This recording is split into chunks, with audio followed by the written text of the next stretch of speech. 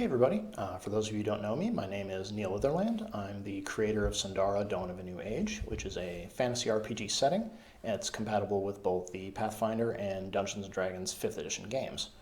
The setting started releasing in early 2021, for those who haven't seen it, and since then there's been about one new supplement coming out every month. As of time of recording, there are 5 installments in the Cities of Sundara line, which talks about unique places throughout the setting and just gives you kind of a jumping off point if you're a GM or a player. There's one splat that talks about the nature of gods and magic in the setting, and there's 4 books on the various fantasy species that players have available to them, with maybe 1 or 2 others that are still in the works coming out. But while there's been a lot of really positive response to a lot of this content, there's been just one question people keep asking me as the creator, and that's, where are all the nations?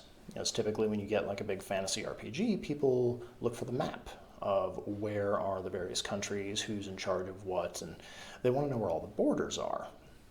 And the short answer is there really aren't any countries in this setting. Sundara is made up of towns, villages, clans, freeholds, cultures, etc.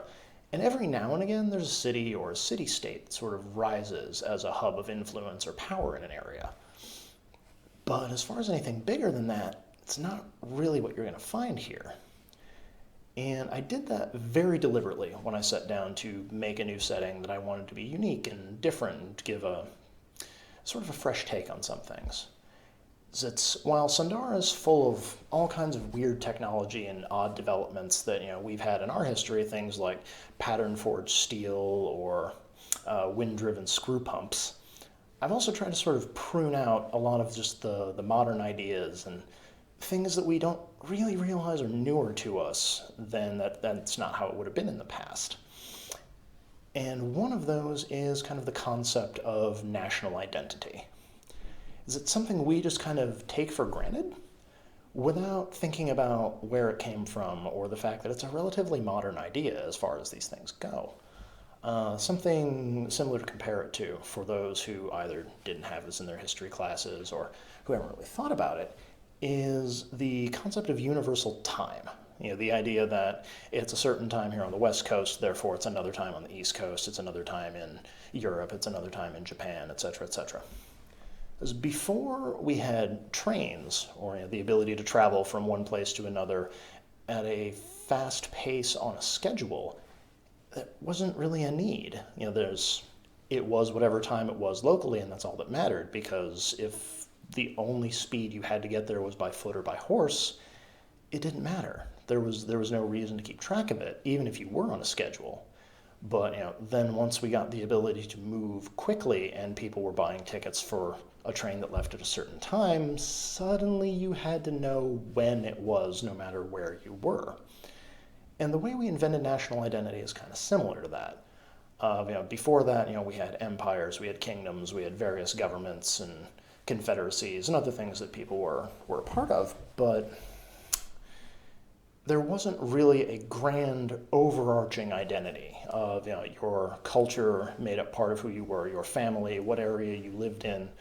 But it didn't usually go beyond that. Even if you had to pay taxes to somebody, like there would be an emperor off somewhere, there would be a queen that you may or may not pay fealty to, but that didn't mean you shared culture with other people who happened to be under the same umbrella.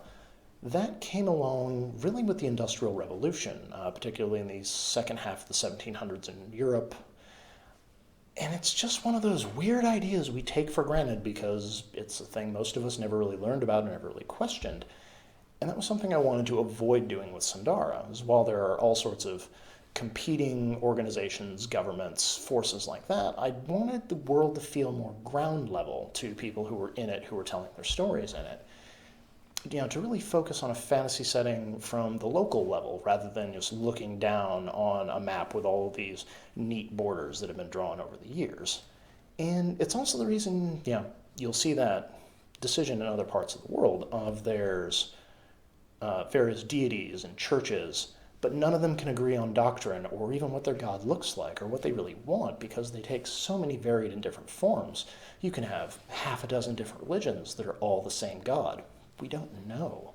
You also find there's cultural languages that we associate with RPGs, you know, things like Elven, Dwarven, Orc. We don't have those in Sundara. Languages are varied and they're sort of made up by different cultures and they're influenced by different regions. And so it's lots of those things just got cut out and you won't find them like in the books as we go on. But that's getting off topic, and I'll talk about that in future videos if that's something folks want to see more of. So that kind of brings us to the end of this brief primer on why we have cities instead of nations in Sundara. And for folks who want more content like this, don't forget to like and subscribe to Azekale Games' channel. If you're interested in Sundara as a setting, there's probably going to be links below, along with ways that you can find out more about me and what I do. And lastly, if you have any questions about Sundara as a setting, just leave them in the comments, and maybe I can make some more videos like this in the future. Happy gaming, everybody!